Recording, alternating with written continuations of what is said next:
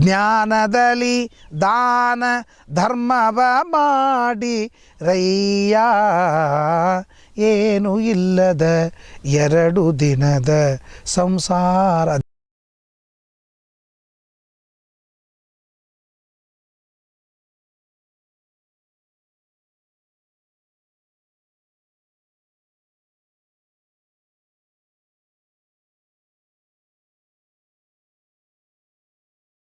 ಮನಸ್ಸಿನಾಗೆ ಇಟ್ಕೋಬೇಕು, ದಾನವನ್ನು ಆಗಿಂದಾಗಲೇ ಮಾಡಬೇಕು ಅಂತಲಿಕ್ಕೆ ಹುಸಿಯಾಡದಲೆ ಭಾಷೆ ನಡೆಸಲೇಬೇಕು, ಏನು ಇಲ್ಲದ 2 ದಿನದ ಸಂಸಾರ. ಜ್ಞಾನದಲ್ಲಿ ದಾನ ಧರ್ಮವ ಮಾಡಿ ರಯ್ಯ, ಏನು ಇಲ್ಲದ 2 ದಿನದ ಸಂಸಾರ. ಜ್ಞಾನದಲ್ಲಿ ದಾನ ಧರ್ಮವು ಮಾಡಿದೆ. ಎಲ್ಲ ತಿಳ್ಕೊಂಡು ದಾನವನ್ನು ಮಾಡು, ತಿಳ್ಕೊಂಡು ಧರ್ಮವನ್ನು ಮಾಡು. ಯಾಕೆಂದರೆ ನಾನೇನೋ ಮುಗ್ಧನಾಗಿ ನಾಳೆ ಬಾಪ ಅವಶ್ಯ ಕೊಡ್ತೀನಿ ಅಂತಂತೇನೆ, ಅದು ಶಾಸ್ತ್ರ ಹೇಳ್ತಾ ಇದೆ. ನಾಳೆ ಕೊಡ್ತೇನೆ ಅಂತಂದು ರಾತ್ರಿ ಸತ್ತಿ ಅವನ ರಣ ನಿನಗೆ ಉಳಿತದೆ. ಹುಸಿ ಆಡಬೇಡ. ಮಾತು ಕೊಡೋದಾಗಿದ್ದು ಆಗಿಂದಾಗೆ ಕೊಟ್ಟು ಮುಗಿಸ್ಬಿಡು. ಹುಸಿ ಆಡದಲ್ಲೇ ಭಾಷೆ ನಡೆಸಲೇಬೇಕು ಅಂತ ಹೇಳ್ತಾ. ಆದ್ದರಿಂದ ಈ ದೋಷ ದೊಡ್ಡದು. ದಾನವನ್ನು ಮಾಡಬೇಕಾದರೆ ಮುಂದೆ ಮಾತು ಕೊಡಬಾರದು. ಮಾತು ಕೊಟ್ಟು ದಾನ ಮಾಡದೇ ಇದ್ದರೆ ಏನಾಗ್ತದೆ ಅಂತಲಿಕ್ಕೆ ಮಹಾಭಾರತ ಹೇಳ್ತದೆ. ಒಂದು ನರಿ, ಇನ್ನೊಂದು ಕಪಿ. ಮತ್ತು ನರಿ ಮತ್ತು ಕಪಿಗಳು ಒಂದು ಸ್ಮಶಾನದೊಳಗಿದ್ದು ಅಂತ. ಸ್ಮಶಾನದೊಳಗಿದ್ದಾಗ ಆ ಗಿಡದೊಳಗೆ ಕಪಿ ಇತ್ತಂತೆ. ಆ ನರಿಗೆ ಕಪಿ ಕೇಳ್ತಂತೆ, ನರಿ ಸ್ಮಶಾನದೊಳಗೆ ಯಾಕೆ ಬಂದಿಯಪ್ಪ? ಯಾವ ಜನ್ಮದ ಪಾಪದ ಫಲ ಇದು? ಯಾವ ಜನ್ಮದ ಏನು ಮಾಡಿದ್ದಕ್ಕೆ ಸ್ಮಶಾನದೊಳಗೆ ನರಿಯಾಗಿ ಹುಟ್ಟಿದಿ ಅಂತ ಕೇಳಿದಾಗ ಆ ನರಿ ಹೇಳ್ತಂತೆ, ನಾನು ಜನ್ಮಾಂತರದೊಳಗೆ ಇಂಥ ಬ್ರಾಹ್ಮಣನಿಗೆ ದಾನ ಕೊಡಬೇಕು ಅಂತ ನಾನು ಕೊಡ್ತೀನಿ ಅಂತ ಹೇಳಿದೆ. ಆ ಸಮಯ ಬರೋದ್ರೊಳಗೆ ನಾನು ಸತ್ತು ಬಿಟ್ಟೆ. ಸತ್ತು ಬಿಟ್ಟ ಕ್ಷಣ ಆ ರಣ ಏನು ಉಳಿದಿತ್ತು ಅದರ ಪಾಪದ ಪ್ರಭಾವದಿಂದ ಸ್ಮಶಾನದೊಳಗೆ ನಾನು ನರಿಯಾಗಿ ಹುಟ್ಟಿನ ನೋಡಪ್ಪ. ಅಲ್ಲಿ ಬಂದು ಸ್ಮಶಾನದೊಳಗೇನು ಶವ ಸುಟ್ಟು ಒಗೆದಿರ್ತಾರೆ. ಆ ಶವ ಸುಟ್ಟು ಒಗೆದಂಥ ಏನು ಅಲ್ಲಲ್ಲಲ್ಲಿ ಎಲುವು ನಾವಂಸ ರಕ್ತ ಬಿದ್ದಿರ್ತದೆ, ಅದನ್ನು ತಿನ್ನೋ ದುರ್ದೈವ ನನಗೆ ಬಂತು ನೋಡಪ್ಪ. ಅದಕ್ಕೆ ನಾನು ಜನ್ಮಾಂತರವಾಗಿ ಈ ಪಾಪ ಮಾಡೀನಿ ಅಂತ ನರಿ ಹೇಳ್ತಂತೆ. ಹಾಗಾದ್ರೆ ಇದರಿಂದ ಏನು ಗೊತ್ತಾಯಿತು ಅಂತಂದರೆ, ನಾವು ದಾನ ಕೊಡ್ತೇನೆ ಅಂತ ಹೇಳಿ ಕೊಡಲಿಲ್ಲ ಅಂತಂದರೆ ನಾವು ಜನ್ಮಾಂತರದೊಳಗೆ ಸ್ಮಶಾನದೊಳಗೆ ನರಿಯಾಗಿ ಹುಟ್ಟಿ ಮಾಂಸ ಎಲುವನ್ನು ತಿನ್ನತಕ್ಕಂಥ ಪ್ರಸಂಗ ನಮಗೆ ಬರ್ತದೆ ಅಂತ ಅನ್ನೋದನ್ನು ಹೇಳ್ತಾರೆ. ಆಗ ನರಿ ಮಂಗ್ಯ ಕೇಳ್ತಂತೆ, ಅಪ್ಪ ನೀ ಇಲ್ಲಿ ಸ್ಮಶಾನದೊಳಗೆ ಗಿಡದೊಳಗೆ ಓಡಾಡ್ಬೇಕಾದ್ರೆ ನೀ ಮಂಗ್ಯ ಆಗ್ಬೇಕಾದ್ರೆ ನೀ ಏನು ಪಾಪ ಮಾಡಿದಿ ಅಂತ ನರಿ ಕೇಳ್ತಂತೆ. ಅದು ಹೇಳ್ತಂತೆ, ನಾನು ಇವೆಲ್ಲ ಏನು ಮಾಡಿಲ್ಲ. ಒಬ್ಬ ಬ್ರಾಹ್ಮಣಗೆ ಒಂದು ಹಣ್ಣು ದಾನ ಮಾಡಿದ್ರು. ಆ ಹಣ್ಣು ದಾನ ಮಾಡಿದಾಗ ಅವನಿಗೆ ಹೇಳಲಾರ್ದೇನೆ ಆ ಹಣ್ಣನ್ನು ನಾನು ತಿಂದು ಬಿಟ್ಟದ್ದಕ್ಕಾಗಿ ಸ್ಮಶಾನದೊಳಗೆ ನಾನು ಕಪಿಯಾಗಿ ಹುಟ್ಟಿದ್ದೇನೆ ಅಂತಂತಾರೆ. ನಾನು ದಾನವನ್ನು ಮಾಡೋದು ಒಂದು, ದಾನ ಮಾಡಿದ ಮೇಲೆ ಆ ದಾನ ಅವ್ರದ್ದಾಯಿತು. ನಾನೇ ಹಣ್ಣು ತಂದಿರಬಹುದು, ನಾನೇ ದಾನ ಮಾಡಿರಬಹುದು. ಆದರೆ ಒಂದು ಸಲ ತುಭ್ಯಮಹಂ ಸಂಪ್ರದದೆ ಇದನ್ನ ಮಮ ಅಂತ ಅಸ್ಮೈ ಗೋತ್ರಾಯ ಬ್ರಾಹ್ಮಣಾಯ ನಾಮನೆ ಇದಂ ದಾನಂ ಸದಕ್ಷಿಣಾಕಂ ಸೋಪಸ್ಕರಂ ಸತಾಂಬೂಲಂ ತುಭ್ಯಮಹಂ ಸಂಪ್ರದದೆ ಇದನ್ನ ಮಮ ಅಂತ ಹೇಳಿ ಬ್ರಾಹ್ಮಣನಿಗೆ ದಾನವನ್ನು ಮಾಡಿದ ಮೇಲೆ ಪುನಃ ಆ ಹಣ್ಣನ್ನು ಅಥವಾ ಮತ್ತೊಂದನ್ನು ನಾನು ತಿಂದು ಬಿಟ್ಟೆ ಅಂದರೆ ಅದು ಕಳ್ಳತನವಾಗ್ತದೆ. ಕಳ್ಳತನ ಅಂದ್ರೇನು? ನಂದು ಅಲ್ಲದೇ ಇದ್ದದ್ದನ್ನು ನಂದು ಅಂತ ಮಾಡ್ಕೊಳ್ಳೋದಕ್ಕೆ ಕಳ್ಳತನ ಅಂತಂತಾರೆ. ಹಾಗಾದ್ರೆ ನಾನು ಹಣ್ಣನ್ನು ಇನ್ನೊಬ್ಬರಿಗೆ ದಾನ ಮಾಡಿದಾಗ ಅದು ನಂದಲ್ಲ ಅಂತಾಯಿತು.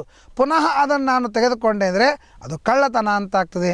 ಅದಕ್ಕೆ ಜನ್ಮಾಂತರದೊಳಗೆ ಬ್ರಾಹ್ಮಣರಿಗೆ ದಾನ ಮಾಡಿದ್ದನ್ನು ಅವ್ರಿಗೆ ಹೇಳಲಾರ್ದೇನೆ ಆ ಹಣ್ಣನ್ನು ನಾನು ತಿಂದಿದ್ದಕ್ಕಾಗಿ ಫಲಾನಿ ಅಚೂಚುರಂ, ಬ್ರಾಹ್ಮಣರ ಫಲವನ್ನು ನಾನು ತಿಂದದ್ದಕ್ಕಾಗಿ ನಾನು ಸ್ಮಶಾನದಲ್ಲಿ ಕಪಿಯಾಗಿದ್ದೇನೆ ಅಂತ ಅದು ಹೇಳ್ತಂತೆ.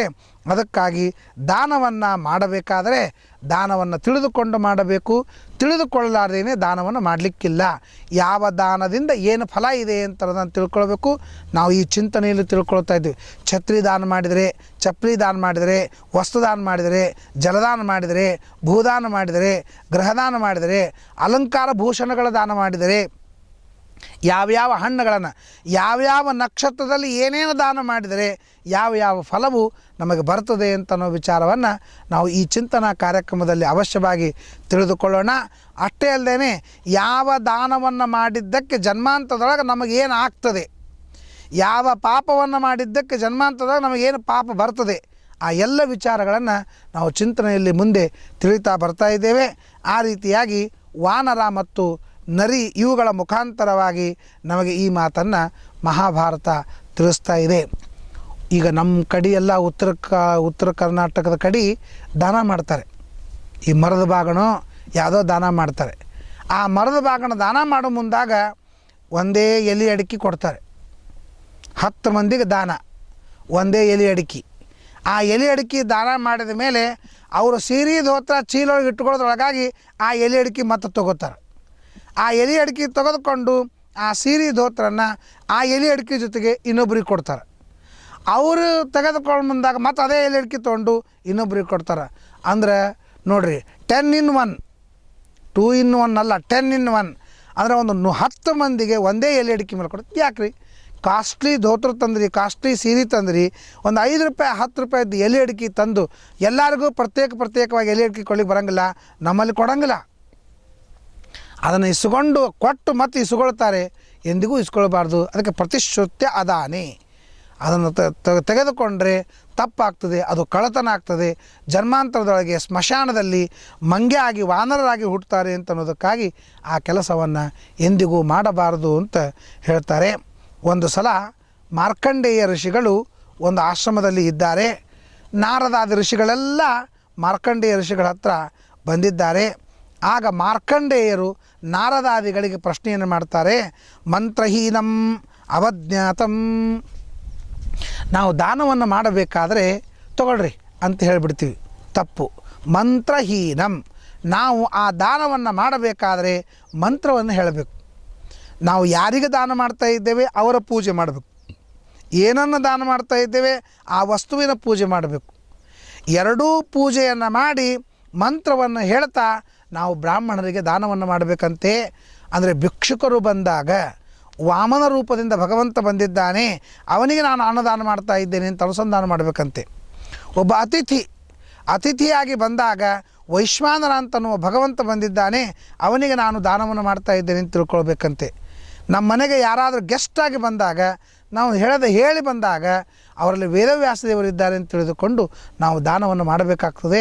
ಆದ್ದರಿಂದ ಜ್ಞಾನವನ್ನು ಮಾಡಿಕೊಂಡು ತಿಳುವಳಿಕೆಯಿಂದ ದಾನವನ್ನು ಮಾಡಿದರೆ ಮಾತ್ರ ಅದು ದಾನ ಯೋಗ್ಯವಾಗ್ತದೆ. ಅದಕ್ಕೆ ಮಂತ್ರಹೀನಂ. ಈಗ ಎಷ್ಟೋ ಮಂದಿ ಹೆಣ್ಮಕ್ಳು ಅಡುಗೆ ಮಾಡೋ ಮುಂದಾಗ ಮೊದಲೇ ಹೋಳಿಗೆ ಮಾಡಿದರು ಅಂತಂದರೆ ಅದನ್ನು ಒಲೆಯಾಗ ಹಾಕ್ಬಿಡ್ತಾರೆ. ಯಾಕಂತ ಕೇಳಿದ್ರೆ ಇಲ್ಲ, ಅದು ಮೊದಲೇದ್ದು ಅಗ್ನಿಗೆ ಆಹುತಿ ಅಂತಂತಾರೆ. ಮೊದಲೇದು ಅಗ್ನಿಗೆ ಆಹುತಿ ಅಲ್ಲ, ಒಂದೇದ್ದು ಗಡಿಬಿಡಿ ಮಾಡಿ ಹಂಚದಾಗ ಹಾಕಿದ್ದಕ್ಕೆ ಅದು ಕೆಟ್ಟಿರ್ತದೆ. ಅದಕ್ಕೆ ಇನ್ನೊಬ್ಬರ ಕಡೆಯಿಂದ ಅಪಮಾನ ಆಗಬಾರ್ದು ಅಂತ ಅನ್ನೋದನ್ನು ಮುಚ್ಕೊಳ್ಳೋ ಸಂಬಂಧ ಅದು ಒಲಿಯೊಳಗೆ ಹಾಕ್ತಾರೆ. ಅದು ಭಾಳ ತಪ್ಪು. ಹೇಳಿದ್ರೆ ಏನು ಹೇಳ್ತಾರೆ? ಅಗ್ನಿದೇವತೆಗೆ ಆಹುತಿ ಅಂತಂತಾರೆ. ಸರ್ವಥ ಅಲ್ಲ, ಅದು ಮಂತ್ರಹೀನಂ. ಮಂತ್ರವಿಲ್ಲದೇ ಇದ್ದರೆ ನಾವು ಅಗ್ನಿಗಾಗಲಿ ಎಲ್ಲ ಆಹುತಿ ಆಗಲಿ ದಾನವಾಗಲಿ ಮಾಡಬಾರದು ಅಂತ ಹೇಳಿದ್ದಾರೆ. ಅದಕ್ಕಾಗಿ ದಾನವನ್ನು ಮಾಡ್ತಾ ಇರುವಾಗ ಯೋಗ್ಯ ರೀತಿಯಿಂದ ಮಾಡಬೇಕು ಅಂತನ್ನೋ ವಿಚಾರವನ್ನು ಮಹಾಭಾರತ ನಮಗೆ ತಿಳಿಸ್ತಾ ಇದೆ. ಅದಕ್ಕೆ ನಾವು ದಾನವನ್ನು ಮಾಡಬೇಕಾದ್ರೆ ಯಾವ ರೀತಿಯಾಗಿ ದಾನ ಮಾಡಬೇಕು ಅಂತನ್ನೋ ವಿಚಾರವನ್ನು ನಾವು ಮುಂದಿನ ಚಿಂತನೆಯಲ್ಲಿ ಅವಶ್ಯವಾಗಿ ತಿಳಿದುಕೊಳ್ಳೋಣ. ಇವತ್ತಿಗೆ ಇಲ್ಲಿಗೆ ನಾವು ವಿಶ್ರಾಂತಿಯನ್ನು ಪಡೆಯೋಣ ಅಂತ ಹೇಳ್ತಾ ನಮಸ್ಕಾರ. ಎಷ್ಟದು?